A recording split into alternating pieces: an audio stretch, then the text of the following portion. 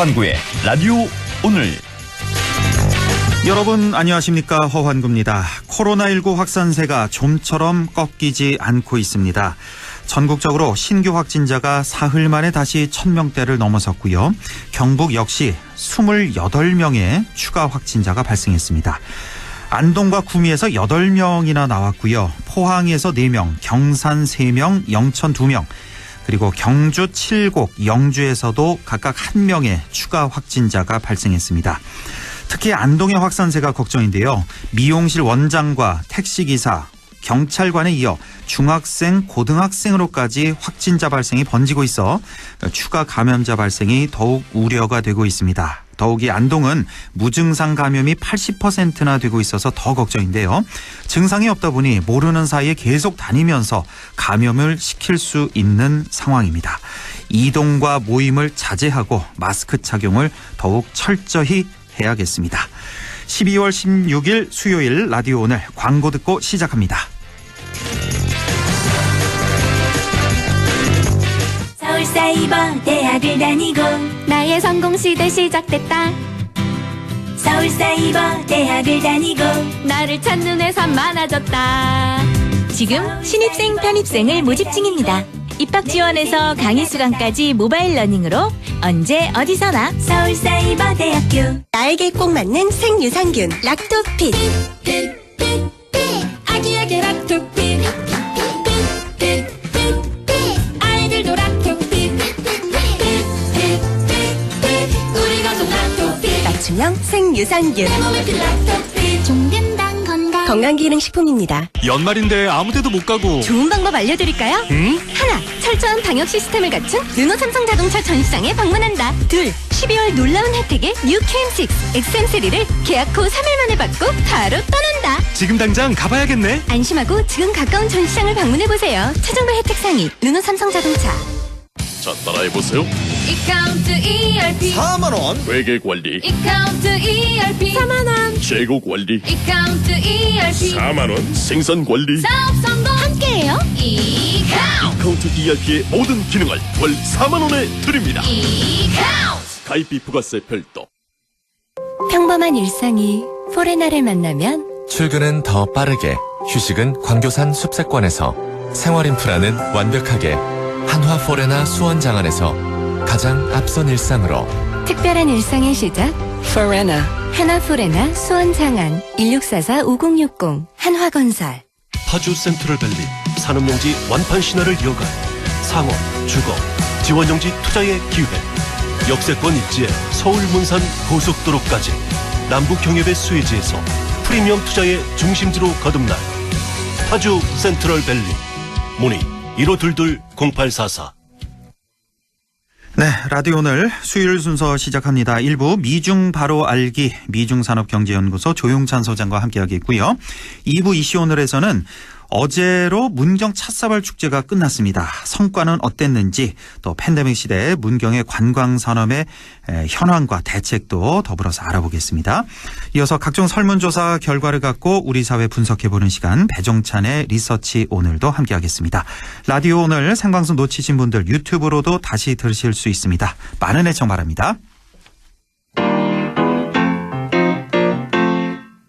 네, 미중 바로 알기 시작합니다. 이번 주 전 세계 뉴스의 헤드라인을 장식한 이슈, 역시 미국 선거인단 투표가 있겠고요. 그리고 또 하나, 코로나 백신 접종에도 불구하고 전 세계 기업 부도가 급증하고 있다는 뉴스였습니다. 오늘 이 이슈 분석해 보겠습니다. 미중산업경제연구소 조용찬 소장과 함께합니다. 소장님 안녕하십니까? 예, 안녕하십니까? 예, 먼저 미국에서는 지난 14일이었죠. 월요일 대선 승자를 정식으로 결정짓는 선거인단 투표가 있었는데요. 이게 이 선거제도가 우리에게는 없어서 좀 생소한데 먼저 이 선거인단 투표에 대해서 좀 설명해 주시죠. 네, 미국 대선은 두 번 치러지게 되는데요. 11월 3일 날 선거는 유권자들이 대통령을 뽑는 선거인단에 대한 투표였고요. 예. 이번 주 월요일 선거는 50개 주에서 뽑힌 선거인단이 차기 대통령을 공식 선출하는 투표였습니다. 예. 선거인단 투표에서 바이든 민주당 후보가 306명을 확보했고요. 이 때문에 트럼프에게 승리를 했기 때문에 이제 대선 승리를 공식화했다고 보면 됩니다. 예. 이제 마지막 남은 절차는 내년 1월 6일이죠. 상하 양원 합동회의에서 투표 결과와 당선자가 공식적으로 발표하게 되고요. 예. 1월 20일 날 정오에는 대통령에 취임하게 됩니다. 1월 20일 대통령 취임식이 있군요. 그러니까 그 선거인단 투표 모두 선거인단이 538명이었는데 누가 과반을 차지하느냐, 누가 270명을 확보하느냐 그 싸움이었는데 지난 11월 3일에 있었던 대선에서 여기서 이제 270명을 훌쩍 뛰어넘는 306명을 바이든이 차지한 거고 트럼프는 232명을 차지한 거고 이렇게 된 겁니다. 자, 트럼프 측에서는 또 속으로 혹시나 민주당 내에서 반란표가 나오지 않을까 이런 기대를 하기도 했다는데 결국은 나오지 않았습니다. 이탈표라는 게 원래 잘 나오지 않죠? 네, 미국에서도 종종 나오기는 합니다. 하지만 소수에 불과하기 때문에 당락에는 영향을 주지 못했는데요. 예. 미국 대선 역사를 보면 이런 반란표에 대해서는 힘이 없는 선거인단이라고 해서 비판을 하게 됩니다. 이는 그 선거인단 같은 경우에는 모두 자신의 지역에서 선출된 정당의 활동가라든지 네. 명망가가 나오기 때문에 그런데요. 힐러리 클린턴 전 국무장관 같은 경우에도 이번 뉴욕주의 선거인단이기도 했습니다. 이런 저명 인사가 배신 투표를 할 경우에는 자신의 경력에 오점을 남기게 되고요. 예. 정치적인 생명은 물론이고 사회적으로 배신자라는 그 주홍글씨가 새겨지기 때문에 미국에서는 반란표를 생각할 수도 없는 그런 상황입니다. 이 반란표, 이탈표가 있기는 있었지만 거의 나오지 않는다. 역사상 보면. 근데 이 선거인단이 누구에게 투표했느냐가 이게 다 알려지나 보네요. 자신들이 선거를 하고 나와서 이것을 이제 인증을 하는데요. 예. 인증을 막는 방법은 없기 때문에 자신들이 어디에 투표했다고 인증을 했다고 합니다. 아, 그렇군요. 자발적으로 인증을 해서 누구에게 투표를 했는지 알 수가 있는 거군요.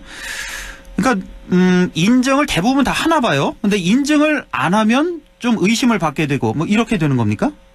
네, 그렇습니다. 이번에도 가장 중요한 게 그 경합주 6개 주에 69명의 선거인단이 문제였는데요. 예. 이 선거인단을 중심으로 해서 이탈표가 전혀 없었다는 것을 인증을 했기 때문에 그대로 굳어진 것으로 보여집니다. 그렇게 되는 거군요. 예. 자, 이렇게 미국 선거인단 투표가 완료돼서 바이든의 승리가 확정이 된 겁니다. 그럼에도 불구하고 트럼프가 아직도 승복을 하지 않고 있다고 하는데 그 이유는 어디서 찾을 수가 있을까요? 네, 트럼프는 지난 한 달 동안에 선거인 투표에서 지면 은퇴하겠다고 말해왔는데요. 하지만 13일 날 트위터에 절대로 포기하지 않겠다. 싸움은 이제부터 시작에 불과하다고 말을 180도로 돌렸습니다. 예. 아무래도 4년 뒤 대선에 재도전하기 위해서인데요. 트럼프 같은 경우는 이번 선거에서 2010년도보다도 더 많은 7,400만 표를 획득을 했습니다. 예. 자신에게 투표한 미국인들이 한 6천만 명 전후가 선거 부정이 있다고 생각을 하고 있기 때문에 패배에 승복을 하게 되면 재선 기회가 사라지기 때문에 그렇습니다. 예. 또 한 가지는 공화당 내 자신의 왕국을 지키자고 하는 이런 욕심도 있는데요. 이 때문에 앞으로 내년 1월 20일까지죠. 부정선거를 주장하면서 앞으로 법정 투쟁을 계속 하는 방안이 있고요. 예. 또 각종 법안에 대해서 거부권 행사라든지 자신과 가족에 대한 사명권 행사뿐만 아니라 2024년 대선 출마를 선언할 가능성이 있기 때문에 이런 저항이 계속되지 않을까 보여집니다. 그렇군요. 그러니까 트럼프가 지난 선거 2016년 선거 때보다도 더 많은 7,400만 표를 획득을 했는데 이 중에서 한 6천만 명 전후도 역시 이번 대선 결과를 승복하지 못하고 있다. 지지자들이 역시 트럼프와 함께 승복하지 못하고 있는 그런 상황이군요. 자, 이렇게 되자 트럼프는 상당히 좀 궁지에 이렇게 몰린 상황인데요. 여러 가지 법적 수단을 써보긴 했지만 다 이렇게 들지를 않고 있고 그 수단이 통하지 않고 있습니다. 이 밖에 다른 깜짝 카드가 있을까요? 트럼프가 생각하고 있는? 트럼프 같은 경우에는 지금 현재 모든 제소가 연방 대법원에서 문전박대를 받았는데요. 예. 이 때문에 음모론을 계속 흘리고 있습니다. 지난 추수감사절날 트럼프가 사면해진 마이크 플린이라고 하는 안보 담당 보좌관이 있었는데요. 예. 이 사람이 온라인 방송국과 전화 인터뷰에서 진위 여부를 알 수 없는 음모론을 지금 제기를 하고 있습니다. 예. 내용을 보면요. 독일 프랑크푸르트에 있는 CIA가 운영하는 서버가 있는데요. 네. 이곳에서 대선 투표 결과를 조작한 증거가 있기 때문에 이를 찾기 위해서 미국 특수부대들이 급습을 했는데 이때 총격전으로 미군 5명 그리고 CIA 측 1명이 사망했다는 확인되지 않는 정보를 흘렸고요. 더욱이 또 더 나가서 부정선거에 관여한 사람들이 현재 큐바 칸타나모 기지에 이송돼서 신문을 받고 있다는 이런 음모론을 계속 흘리고 있습니다. 예. 이 때문에 선거 부정을 주장하는 트럼프의 강경론자들 같은 경우에는 국가 반역죄가 명확해질 때까지 트럼프가 백악관을 나와서는 안 되고 국가 비상사태 선언이라든지 임시 개혁령을 선포해야 된다는 주장을 지금 피고 있는데요. 이 때문에 앞으로 트럼프가 계엄령을 실제 발동할지 비상사태를 선언할지 워싱턴 쪽에서는 좀 촉각을 좀 곤두세우고 보고 있다고 합니다. 그렇군요. 여러 가지 음모론도 이렇게 흘리고 있고 정권 인수인계도 거부할 태세 그리고 대통령의 계엄령 발동 비상사태 선언까지 이렇게 다른 카드에 대한 이런 얘기가 나오고 있고 만약에 이렇게 된다면 미국이 좀 분열되는 완전히 반으로 싹 갈라지는 그런 최악의 사태가 벌어지는 건 아닐지 이런 걱정도 좀 되네요. 네, 이번 선거인단 투표 결과가 나왔는데도 미국 사회는 여전히 분단 현상이 아주 심해지고 있는데요. 예. 이 때문에 폭동과 충돌 사건이 계속 일어나고 있기 때문에 미국 내에서는 총기 판매뿐만 아니라 구입이 크게 늘어났고요. 탄약 같은 경우에는 지금 품절 상태라고 합니다. 이뿐만 아니라 비상식량, 물을 비축하라는 글들이 SNS상에서 지금 나돌고 있고요. 예. 더 나아가서 미국에서 새로운 남북전쟁이 시작될 것이라는 이야기까지 나오고 있습니다. 이 주요 주체는 텍사스를 중심으로 해서 트럼프를 지지하는 남부 11개 주를 묶은 남부연합이 만들자는 이런 이야기들이 나오고 있는데요. 예. 이렇게 되면 민주당을 지지하는 서부, 동부 지역을 대상으로 해서 정책 갈등이 한층 더 격화될 가능성이 있지 않나 보여집니다. 그렇군요. 자, 이제 다음 이슈를 좀 보죠. 최근 전 세계 증시가 동반 상승하고 있습니다. 우리나라도 마찬가지고요. 그런데 이런 상황에도 불구하고 기업 부도가 계속해서 늘어나고 있다고 하는데 전 세계에서 미국뿐만 아니라 유럽도 그렇고 신흥국들도 그렇고 자, 이렇게 연쇄 부도가 일어나고 있는 이유는 뭡니까? 네, S&P 글로벌이라고 해서 국제 신용 등급을 부여하는 회사가 있는데요. 예. 아무래도 대기업을 대상으로 하는데 올해 들어와서 작년보다 2배나 늘어난 223개사가 디폴트가 일어났다고 합니다. 예. 그중에서도 미국 같은 경우에는 80%가 늘어난 143개사고요. 유럽은 2.8배가 늘어난 42개사. 또 신흥국도 중국을 중심으로 해서 30% 정도가 늘어났는데요. 10년 내 최고 수치라고 합니다. 이런 부도가 일어나는 것은 금리가 낮은 상태에서도 아무래도 최근 몇 년간 기업 부채가 과도할 정도로 늘어났는데 코로나로 인한 매출 감소가 직격탄을 날린 것으로 보이시는데요. 네. 이제 앞으로 코로나 대응 과정에서 각국 은행들이 아무래도 자금 능총을 지원했기 때문에 경기가 회복된다면 금리가 상승할 수밖에 없기 때문에 더 많은 기업들의 부도가 일어날 수 있다는 경고가 지금 나오고 있습니다. 그렇겠네요. 거의 지금 전 세계가 제로금리 가까우니까 저금리여서 이렇게 버티는 거지 만약에 금리 인상이 현실화된다면 디폴트 기업이 훨씬 더 많이 생길 수 있다. 이런 진단이시고 중국 얘기만 좀 여쭤볼게요. 중국에서도 사실 철밥통이라고 불리죠. 국유 기업 같은 경우도 디폴트가 급증하고 있다고 하는데 이 중국 상황은 어떻습니까? 네, 중국 같은 경우에는 국유 기업에 대해서는 정부가 암묵적으로 보증을 해왔습니다. 예. 이 때문에 은행권들 같은 경우는 국유 기업에다가 진짜 묻지마식 대출을 해줬는데요.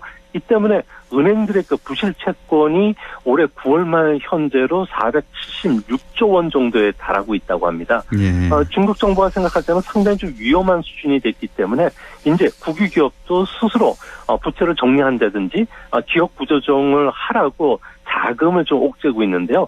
이 때문에 앞으로 중국 같은 경우에는 경기가 회복되는 내년도에는 아무래도 달러 부채가 많은 부동산, 자동차, 그리고 일반 제조업, 광업 기업들 같은 경우는 부도가 계속적으로 속출할 가능성이 높습니다. 그렇군요. 국유 기업이 이 정도인데 디폴트 위기가 오고 있는데 그 밑에 있는 하청 기업, 부품 기업의 상황은 얼마나 더 어려울지 짐작이 가는 거고. 자, 시간이 거의 다 돼서 이제 증시 얘기 하나만 좀 여쭤보고 마무리를 짓겠습니다. 미국 내 코로나 사망자가 30만 명을 이미 넘어섰는데 우리나라도 하루 1000명 이상, 오늘 또 1078명이나 나왔고 이렇게 신규 감염자가 쏟아지고 있는 이런 상황입니다. 그런데 주가는 버블 수준인데도 계속해서 상승 랠리를 이어가고 있습니다. 역시 유동성이 가장 큰 이유라고 봐야 될까요? 어떻게 진단할 수 있을까요? 네, 아무래도 워낙에 중앙은행을 통해서 자금들이 워낙 많이 풀리다 보니까요. 세계 그 증권 시장에 유입됐던 자금들을 보면은 지난 6주간 1,400억 달러 정도가 유입이 됐고요. 이뿐만 아니라 개인들 같은 경우에는 재택근무를 하면서 남는 시간을 로빈 후드라고 하는 스마트폰의 그 주식 앱을 통해서 무료로 거래를 하다 보니까 아무래도 하이테크주라고 불리는 그 가파주라든지 또 화상회의와 관련된 줌이나 테슬라, 넷플릭스와 같은 기업들에 대해서는 펀더멘탈을 고조하지 않고 주가만 창조해서 계속 고빈도 거래를 해왔는데요. 이런 그 상황이 현재 진행되고 있지만 앞으로 코로나가 좀 종식된다면은 이런 그 가파를 투자했던 로빈후드 쪽 같은 경우에는 직장 출근하면서 아무래도 그 주식 거래를 줄일 가능성이 크기 때문에 역으로 주가가 빠질 가능성이 있다는 이런 보고서들이 지금 나오고 있다고 합니다. 오히려 코로나 문제가 해결되면 그때부터 역설적으로 증시는 하락할 가능성이 있다. 이렇게 보시는 거군요. 네, 그렇습니다. 밀레니엄 세대들이 주로 주식을 투자하는데요. 이제 출퇴근을 하게 되고 콘서트라든지 엔터테인먼트, 이성 교제에 더 많은 돈과 시간을 쓰기 때문에 주식 거래에 관련된 관심도가 떨어진다면 현재 올라갔던 주가는 아무래도 좀 내려갈 가능성이 있을 거로 보입니다. 참 아무리 생각해도 알 수 없는 게 증시인 것 같습니다. 이 코로나 팬데믹 상황에서 증시가 최고치를 연일 갱신하고 있고 오히려 코로나가 해결이 된다면 다시 증시의 거품이 빠질 것 같다. 이런 전망이 나오고 있고요. 자, 오늘 말씀 여기까지 듣죠. 미중산업경제연구소 조용찬 소장과 함께했습니다. 고맙습니다. 네, 감사합니다. 네, 라디오 오늘 잠시 후 2부에서 뵙겠습니다.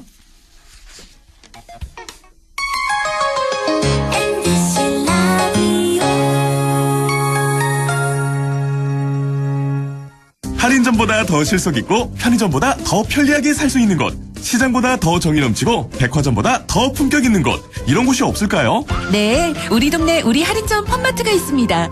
지난 25년간 항상 고객과 함께한 펀마트. 용상점, 자이점, 신용주점, 사천점에서 새롭게 고객님께 다가갑니다. 펀마트. 갑자기 일을 그만두라고? 왜?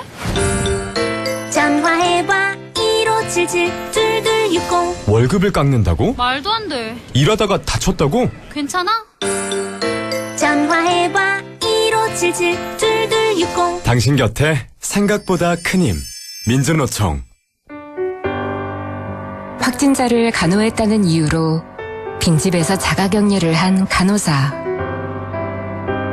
코로나 의심 증상만으로 최종 면접의 기회를 포기한 취준생. 생업을 걱정하기보단 완치 후 백신 개발을 위해 혈장을 기증한 부부. 확진의 기로에서 확신으로 스스로를 멈춰준 사람들. 고맙습니다. 당신의 확신이 수많은 확진을 멈췄습니다. 공익광고협의회.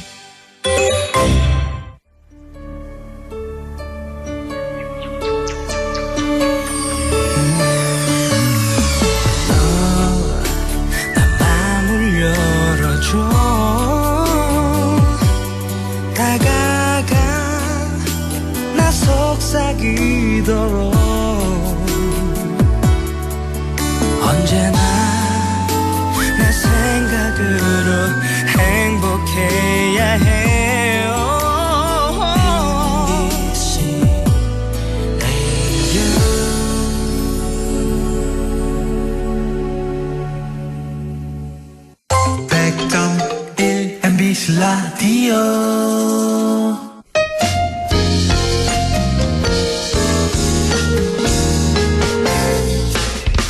지금 여러분께서는 안동 MBC 시사정보 프로그램 허환구의 라디오 오늘을 듣고 계십니다. 저는 사생결담 강재입니다.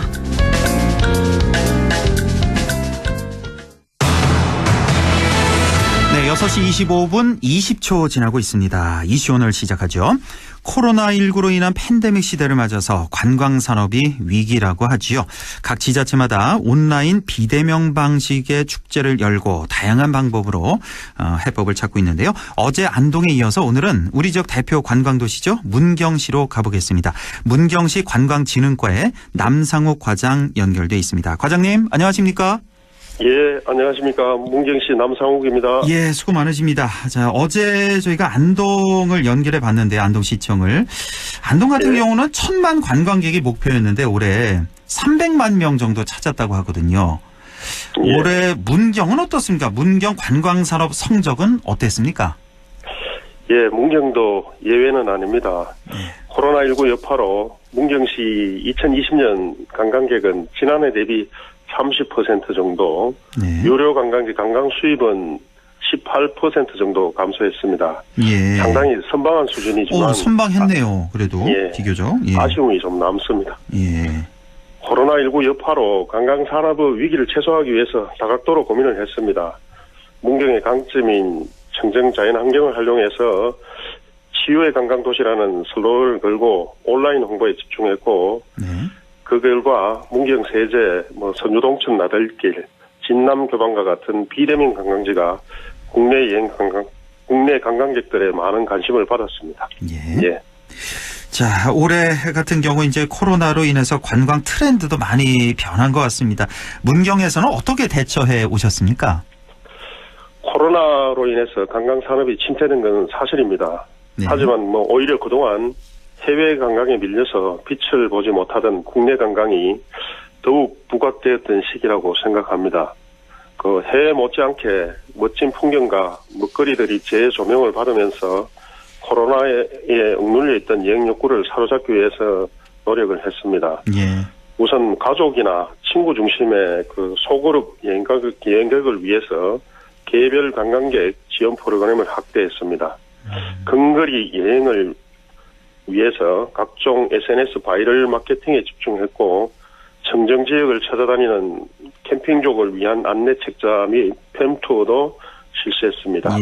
특히 모바일과 VR, AR을 활용한 체험 프로그램도 지속적으로 활성화하여 코로나 시대 트렌드에 맞춘 다양한 관광 마케팅을 하고 있습니다. 예, 알겠습니다. 자, 문경 찻사발 축제 하면 대한민국 대표 축제, 너무나 많이 알려진 축제. 항상 매년 수많은 관광객들이 찾는 축제인데 올해는 역시 코로나 때문에 비대면으로 치러졌습니다. 이 축제가 어제 끝났죠? 찻사발 축제가. 네, 그렇습니다. 그 성과가 어땠습니까? 예, 비대면 축제로 가장 고민했습니다. 올해 22회째를 맞이한 찻사발 축제는 새로운 상황 속에서 축제 전용 플랫폼을 구축하였고 이를 바탕으로 해서 도자기 시장 확장뿐 아니라 컨택트 관광에 새로운 대안을 제시했다고 자부를 합니다. 그동안 그 현장 축제에 한정적이던 방문객을 온라인이라는 장점을 최대한 활용했습니다. 축제 컨텐츠는 600만 명 이상의 방문자 수를 기록했고 시간과 공간의 제약에서 벗어나 문경과 문경 찻사발 축제를 알리는 역발상의 기회가 되었습니다. 특히 그 찻사발 댄스 챌린지는 축제 로고송이라고 믿어지지 않을 정도로 최신 음악 트렌드를 반영해서 유튜브 63만 뷰 이상을 기록하고 있고 현재도 접속자 수가 계속 증가하고 있습니다. 해외에서도 관심을 가지고 폭발적인 반응을 이끌어내고 있습니다. 결국 2020년 온라인 문경 찻사발 축제는 코로나19라는 위기를 기회로 삼아 문경 홍보의 답을 제시하고 있습니다.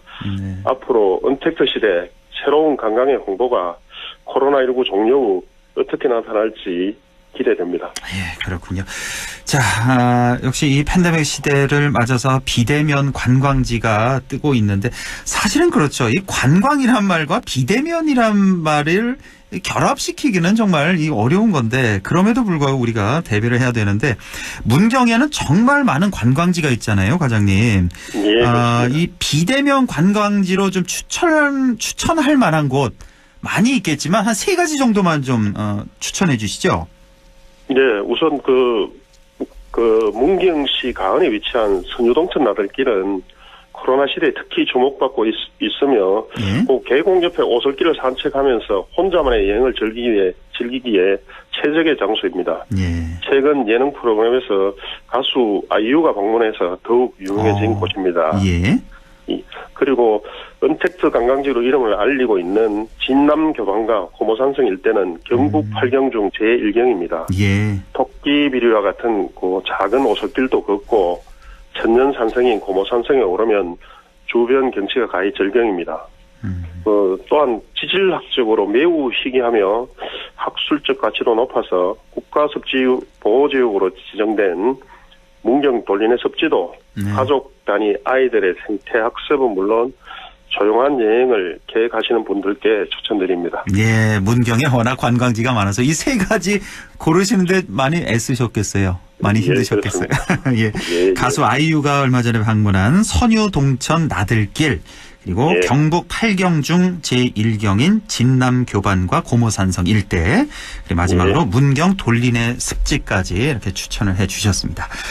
자, 문경에서는 또 다양한 스토리가 있는 먹거리 관광 상품도 많이 개발을 하고 있다는 소식인데 최근에 저도 이거 오늘 처음 알았는데 광부들이 즐겨 먹던 족살찌개라는 게 있고 또 광부 도시락을 개발했다면서요. 이것 좀 소개해 주세요. 예, 저희 문경에서는 먹거리 관광을 활성화하기 위해서 문경 대표 음식 브랜드 개발을 강화하고 있고 현재 족살찌개하고 광부 도시락을 개발하여 홍보에 힘쓰고 있습니다. 이 족살이라는 게 뭐죠? 예, 족살 돼지 족살을 넣은 족찌개를 말하는데요. 족발살 말하는 건가요, 혹시? 예, 그렇습니다. 족살찌개는 가격 전국 최대 석탄 생산지인 문경의 특색이 녹아있는 음식 브랜드를 개발하기 위해서 시작됐고 현재 공정한 심사를 거쳐서 족살찌개 달인도 3곳을 선정했습니다. 그래요? 예. 이건 누구나 좋아하는 시원하고 칼칼한 국물 맛과 문경의 약돌로 키운 약돌돼지의 쫄깃하고 맛있는 조합이 환상적입니다. 그리고 강부들의 고단함과 옛 추억이 기다려지는 음식으로 70년대 강부들이 즐겼던 양은 도시락, 강부 도시락을 함께 출시했습니다. 최근 복고 열기 속에 옛 감성을 느낄 수 있습니다. 앞으로 위생과 맛, 서비스, 사후 관리에도 최선을 다하겠습니다. 꼭 맛보시기 바랍니다. 말씀만 들어도 정말 맛있을 것 같은데 혹시 과장님 광부 도시락 드셔보셨나요? 예, 먹어봤습니다. 그 반찬에 뭐 특별한 반찬이 있던가요? 예전에 저희들 초등학교나 이렇게 다닐 때 난로에 얹어놓고 먹던 그런 계란, 소세지 등 아주 옛 감성이 듬뿍 묻어납니다. 그렇군요. 자, 지금 이 코로나 이후에 스마트 관광이란 말도 자주 들리는데 이 문경에서는 스마트 관광 시대에 어떻게 대비하고 계십니까? 최근 스마트폰이나 모바일 기술을 활용해서 의사소통이나 현지 정보를 얻어 관광을 즐기는 스마트 관광이 트렌드입니다. 저희 문경시에서도 빅데이터를 이용해서 취향과 선호도를 조사해서 관광 활성화에 반영하고 문경을 방문하기 전에 관광 정보를 손쉽게 얻을 수 있도록 스마트 관광도시 구축에 힘쓰고 있습니다. 우선 가장 유명한 문경 세제 도립공원 내에 관광 홍보 안내 시스템 키오스크를 설치해서 각종 관광 정보를 제공하고 있고요.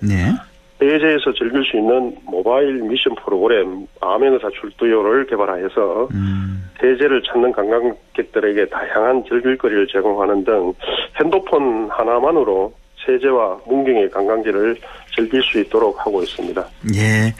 자, 지금 뭐 백신 치료제가 속속 개발이 되고 있고 내년 뭐 중반 하반기쯤에는 코로나 상황도 조금 나아지지 않을까 이런 기대를 하고 있는데 그 코로나 이후에 지역 관광 활성화를 위한 그런 준비를 좀 하셔야 될 것 같은데 어떻게 하고 계십니까? 예, 코로나19가 지역 관광에 큰 위기를 가져온 것은 사실입니다. 하지만 관광 사업 트렌드를 새롭게 개편할 수 있는 좋은 기회로 활용하고자 고민하면서 효과가 있는 정책들을 실천하고 있습니다. 그 예전의 관광 정책 사업 대부분이 관광객 수를 늘리는 것에 집중했으나 지역 내 일자리 증가와 소득 창출 효과와의 연결은 다소 미흡했습니다. 이러한 점에 착안해서 자연과 환경을 보호하고 주민에게는 소득이 돌아가고 문화유산은 이어지는 지속 가능한 관광에 저희들 집중하고 있습니다. 우리 시에는 관광 둘의 사업체 4곳이 있어서 이러한 역할을 수행하고 있습니다. 그중에 가암역의 카페는 2017년에 만들어졌는데 폐쇄된 가암역을 활용하고자 주민사업체를 결성하여 추진한 결과 문경 사과를 이용한 레시피 개발로 SNS의 핫플레이스가 되었습니다. 최근에는 그 주민들의 자발적인 모임으로 관광 반상회 등 관광 관련 공동체가 활발한 활동을 하고 있습니다. 골목도 살리고 빈집도 활용하고 오래된 거리에 활력을 넣는 등 지역의 구석구석 작은 변화들이 일어나고 있습니다. 앞으로도 문경시는 정부에서도 관심을 가지고 있는 자생적 조직들을 적극 지원하겠습니다. 네, 정말 우리 지역 경제 다시 되살려야 됩니다. 우리 과장님 계속해서 수고해 주시고요. 오늘 말씀 잘 들었습니다. 감사합니다. 예, 지금까지 문경시 관광진흥과의 남상욱 과장이었습니다. 네, 리서치 오늘 시작합니다. 오늘도 인사이트 K 배종찬 소장과 함께합니다. 소장님, 안녕하십니까? 안녕하십니까. 배종찬 소장입니다. 예, 최근에 문재인 대통령 국정수행평가 지지율이 계속해서 하락세입니다. 30%대로 떨어진 게 한 3주 정도 됐나요? 소장님? 네. 그렇죠. 예. 그런데 이 하락세, 검찰 개혁 갈등도 생각이 나고, 뭐 여러 가지 뭐 집값 문제도 좀 있을 것 같고, 어떤 변수가 원인이라고 볼 수가 있을까요? 최근에 대통령 국정 운영에 가장 부담이 됐던 것은 역시 법무부와 검찰의 갈등이었다고 볼 수 있겠고요. 오늘 새벽입니다. 이 4시 30분 경에 윤석열 검찰총장에 대해서 법무부 징계위원회가 정직 2개월 결정을 내리지 않았습니까? 앞으로 이것이 또 여론에 미칠 영향도 상당히 있을 것으로 보입니다. 과연 이 지지층들은 더 결집할지 또 중도층 이탈이 있을지 그리고 앞서 허행국께서 말씀 주셨던 대로 계속 서울 지역에 많은 영향을 끼쳐왔던 것은 또 부동산 문제입니다. 이것도 얼마나 또 해소되는지가 앞으로 문재인 대통령 국정 운영에 중요할 텐데 또 하나의 변수가 또 최근에 크게 확산돼 나가는데 바로 코로나19 관련입니다. 코로나 그렇죠. 이제 확진자가 늘어나고 있고 이 수도권 중심으로 많이 발생을 하고 있지만 전국 동시다발적으로 일어나고 있으면서 경제에 미치는 영향이 상당히 크게 나타나고 있는데 이것이 또 경제는 대통령 국정 운영의 경북공이라는 말씀을 드리지 않았습니까? 그만큼 중소상공인 또 자영업층에 많은 영향을 주면서 문재인 대통령의 최근 하락세에 영향을 어느 정도 줄지 앞으로도 또 예의주시해 봐야 될 것 같습니다. 크게 봐서 추윤 갈등 이거 뭐 너무 오래돼서요. 앞으로도 또 한참 갈 것 같아서 참 걱정이 되고 부동산 문제 역시 또 코로나 방역 문제까지 이렇게 원인을 짚어주셨는데 역대 대통령들과 비교해 보면 지금 문 대통령의 지지율은 어느 정도나 되는 겁니까? 역대 대통령들과 비교를 해보면 뭐 한국갤럽에서도 역대 대통령의 문재인 대통령과 비슷한 시기의 지지율을 확인할 수가 있거든요. 그런데 김대중 전 대통령 또는 김영삼 전 대통령, 노무현 또 이명박, 박근혜 전 대통령보다도 긍정평가는 비슷한 시기 문재인 대통령이 더 높은 수준으로 나타나고 있거든요. 근데 이제 부정평가가 이 역대 대통령과 비슷한 시기에 거의 같은 시기에 더 높아졌다라는 것. 이 부분은 이제 주목해 볼 필요가 있는데 문재인 대통령이 그래도 역대 대통령과 다른 것은 임기 4, 5년 차로 접어들면 지지율이 대체적으로 핵심 지지 기반도 붕괴하는 상황이 발생합니다. 그러면서 이 당을 탈당하고 부담을 주지 않겠다 이렇게 발표하는 경우들도 많았는데 문 대통령은 여전히 국정 본능력을 살려가고 있고 또 더불어민주당 지지층은 아주 단단한 다이아몬드 지지 기반을 또 확보하고 있거든요. 그런 만큼 다른 역대 대통령보다도 다른 점은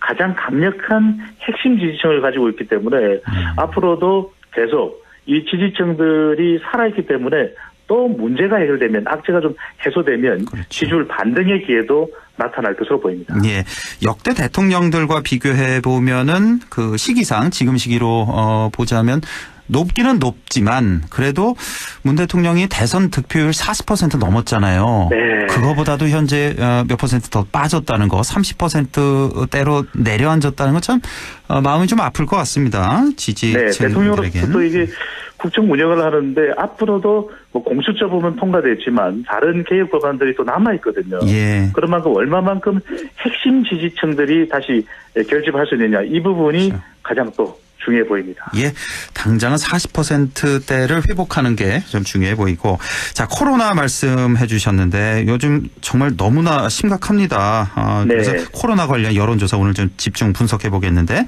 지난 토요일이었죠. 처음으로 확진자 전국적으로 1,000명을 넘었고 오늘도 사상 최다 1,078명이나 나왔습니다. 안동도 무척 많이 나오고 있어요, 소장님. 오늘만 네. 8명이나 나왔고 최근 계속해서 그렇게 나오고 있는 실정인데 이 코로나 감염 우려에 대한 그런 여론조사한 게 있죠. 소개 좀 해 주시죠. 걱정이 되는 것이거든요. 그래서 예. 우려한다라는 것은 얼마만큼 심각하게 인식하고 있는지에 척도가 될 수 있는데 예. 한국갤럽이 자체 조사로 지난 8일부터 10일까지 전국 1,000명 휴대전화 RDD 조사 표본오차 95% 신뢰 수준 플러스 마이너스 3.1%포인트 응답률 16% 자세한 사항은 조사기관의 홈페이지에서 확인할 수 있는데요. 응답자 10명 중 8명은 이번 조사에서 두렵다, 우려된다, 당연하죠. 걱정이 많이 된다라는 응답을 내놓았는데 예. 허행국께서도 기억하실 것입니다. 2월 말 3월 초에 우리 경북 대구 지역에 확진자가 얼마나 많았습니까? 그렇습니다. 예. 그때보다도 지금 두려움이 더 높게 나타나고 있습니다. 예, 아무래도 그러니까, 예 그때는 네. 그쪽만 집중적으로 나왔으니까 집중적으로 네. 그쪽만 방역을 하고 역학 조사를 하면 되는데 지금은 전국적으로 다 퍼졌잖아요. 뭐 제주도도 많이 그렇습니다. 나온다 그러더라고요. 네, 예. 전국적으로 이 걱정이 거의 비슷한 정도로 나올 정도인데 예. 그래도 우리가 이 코로나19와 관련돼서 이전만 하더라도 나는 걸리지 않을 거야 이런 생각들을 많이 했었는데 그러니까요. 이 우려감과 비교를 할 수 있는 지표가 바로 가능성 지표거든요. 그러니까 예. 이제부터는 내 주변에 가까운 사람들, 지인, 가족들이 확진자다 이런 연락을 받게 되는 것입니다. 예. 그런 조사 결과를 살펴보게 되면 이번 조사에서도 응답자들은 3명 중 2명 정도가 나도 감염될 수 있다라고 하는 응답을 했고 그렇죠. 예. 근데 한창 이 확진자가 많았던 1차와 2차 유행 때보다도 가장 높은 최고조 수준으로 이 감염 가능성 지표까지 나타나고 있습니다. 그러니까 이 확진자가 아무리 많이 나와도 그냥 뉴스에서 보는 거랑 내가 네. 잘 아는 사람이 확진됐다 이렇게 되면 이건 또 완전히 다르거든요. 근데 그렇습니다. 요즘에 확진자 나오는 게 보면은 가족이라든지 지인, 네. 뭐 직장 동료들, 뭐 이런 감염이 많아서 그래서 더 심각한 것 같아요. 이것을 또 SNS로 연락을 받게 되거든요. 오히려 그렇죠. 1, 2차 때는 뭐 마치 먼 이야기처럼 내 이야기가 아닌 것처럼 그랬는데 예. 최근에는 가족 중에서도 확진자가 있다. 예. 이런 이야기를 들을 정도입니다. 그렇습니다. 예. 자, 지금 정부의 코로나 대응은 어떤가? 우리 국민들은 어떤 평가를 내리고 있습니까? 네, 정부가 코로나19 대응을 잘하고 있다는 데 힘이 실려 있습니다. 56%는 우리 정부가 잘하고 있다. 절반을 넘겼거든요. 예. 그만큼 정부의 대응에 우리 국민들도 무게를 싣고 있는데 1, 2차 때와 비교하면 확실히 코로나19 대응에 대한 인식도 달라지고 있는 겁니다. 1차 유행 또는 2차 유행 때만 하더라도 정부가 잘하고 있다는 것이 거의 70%, 80%를 넘나드는 수준이었는데 예. 그때와 비교하면 조금 대응에 대한 것은 물론 아직도 잘하고 있답니다. 그런데 그 수준 정도는 좀 비율은 줄어든 상태인데 그만큼 이 방역에서 코로나19 대응이 이제는 또 백신 수급 쪽으로 넘어가고 있고 좀 더 강력한 조치를 취해줬으면 하는 그런 의견도 나타나고 있는데 이것이 반영된 것으로 보이는데 허행크께서도 너무 잘 아시겠지만 이 정부에서 강한 정책을 하고 싶다가도 경제에 미치는 영향이 너무 큰 것이거든요. 그러니까요. 예. 그것도 고려될 수밖에 없는 상황까지 감안된 것으로 보입니다. 지금 너무나 정부에서도 고민이 깊은데 수도권이 지금 2.5단계고 그렇죠? 예, 전국적으로 네. 보면 지역 같은 경우는 이제 2단계가 대부분인데 지금 수도권을 3단계 올리느냐 마느냐 지금 기로에 섰지 않습니까? 근데 네. 이게 말씀하셨듯이 방역을 잡자니 경제가 확 위축이 되고 경제를 살리자니 방역이 더 문제가 되고 이거 어떻게 해야 됩니까? 이번 조사에서도 물어봤는데 참 우리 국민들도 고민이 많습니다. 경제 활동이 위축되더라도 방역에 더 중점을 둬야 될지 경제 활동과 방역을 비슷하게 중점을 둬야 될지를 물어봤는데 방역에 그래도 더 우선 둬야 된다. 우선해야 된다가 54%로 절반을 넘겼습니다. 그런데 경제 활동도 좀 중요하다도 무려 41%나 됐거든요. 그런 만큼 지금 우리가 방역 또 얼마만큼 강도 높게 진행이 돼야 되는지 또 안동 경제, 경북 경제뿐만 아니라 나라 경제까지도 상당히 힘들고 이 또 최종 단계까지 가는 데는 상당히 부담될 수밖에 없거든요. 그렇죠. 이런 고민이 우리 국민들 사이에도 있는 결과로 나타났습니다. 대부분 그 방역 전문가들도 그렇고요. 이 거리두기 단계를 올려야 된다. 진작부터 그렇게 주장하는 그런 목소리도 들을 수가 있는데 우리 국민들도 역시 일단은 경제가 좀 힘들더라도 54% 정도는 방역 더 철저히 해야 된다. 그러니까 3단계 올리자 이런 얘기죠. 그러니까 쉽게 말해서. 그리고 41% 정도는 올리지 말자는 것 같아요. 경제가 중요하니까. 그래도 아무래도 좀 멀리 보자면 지금은 좀 당장 힘들더라도 2, 3주 힘들더라도 좀 더 강화하는 게 어떨까 하는 그런 저는 개인적인 생각이 있습니다. 예. 자, 백신 얘기도 좀 해보겠는데. 백신에 대한 관심이 이제 점점 더 증폭되고 며칠 전부터였죠. 뭐 영국, 미국에서 이제 백신을 맞기 시작했는데요. 우리 국민들 관심이 점점 더 높아지고 있죠. 점점 높아지고 있습니다. 이 빅데이터 분석 도구인 소셜 매트릭스 인사이트에 들어가서 코로나를 검색으로 입력하면 불과 한 2개월여 전, 그러니까 1차, 2차 때만 하더라도 백신 이야기가 나오긴 하지만 그렇게 비중이 높은 연관은 아니었거든요. 그런데 이제는 코로나19와 관련된 높은 연관으로서 이제 뉴스 보도를 접하다 보니까 또 화이자는 어떠냐, 모더나는 예방 효과가 크다, 각국에 어떤 정도의 공급이 되고 있다, 이런 이야기가 연결되면서 우리 국민들도 백신에 대한 관심도가 매우 높아진 결과로 나타났는데 문제는 이겁니다. 가짜 뉴스가 또 행행하고 있는 것이거든요. 정부가 이 백신 확보와 관련해서 밀렸다. 또는 백신 확보와 관련해서 충분히 대응하지 못했다. 시간이 지나고 난 이후에 또 백신과 관련된 모든 정보들이 공개된 이후에 평가할 수 있는 것이지. 지금 미국이나 영국 또 이 싱가포르가 올 연말까지는 접종할 수 있다고 해서 그것이 우리나라의 상황이 될 수는 없는 것이거든요. 그런 만큼 오히려 정확하지 못한 정보에 혼돈되기보다는 정확한 정보, 또 정부가 어떤 대책을 마련하고 있는지를 좀 인내를 가지고 기다리는 것도 필요해 보입니다.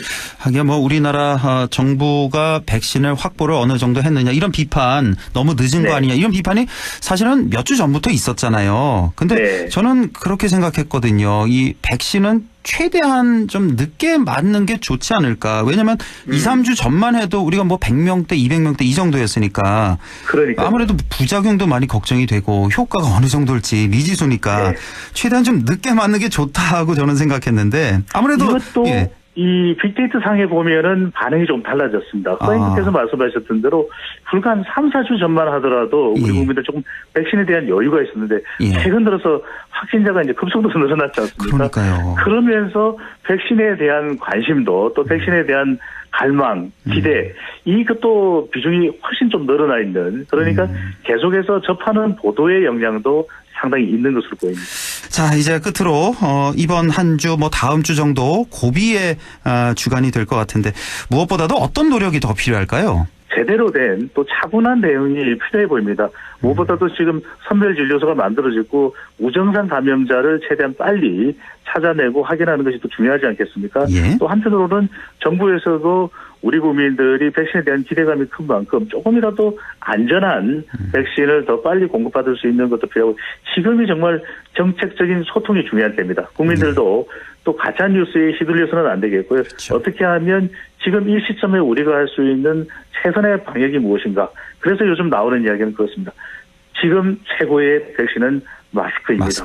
그런 만큼 우리 안동 시민 여러분 또 경북 도민 여러분들 중에서도 주변에 정확하지 못한 정보에 휘둘리지 말고 차분하게 개인 방역을 해나가신다면 반드시 극복이 가능할 것으로 보입니다. 꼭 좀 그렇게 해야겠습니다. 우리 그나저나 이 배종찬 소장님 방송이 워낙 많으셔서 많이 돌아다니실 수밖에 없잖아요. 이 방송사 저 방송사. 특히나 좀 더 조심하시고요, 소장님. 네, 당연 그 자체가 돼서 해외대로 아무 일이 없도록 조심을 하도록 하겠습니다. 예, 소장님 오늘도 말씀 잘 들었습니다. 지금까지 인사이트 K 배종찬 소장이었습니다. 고맙습니다. 감사합니다.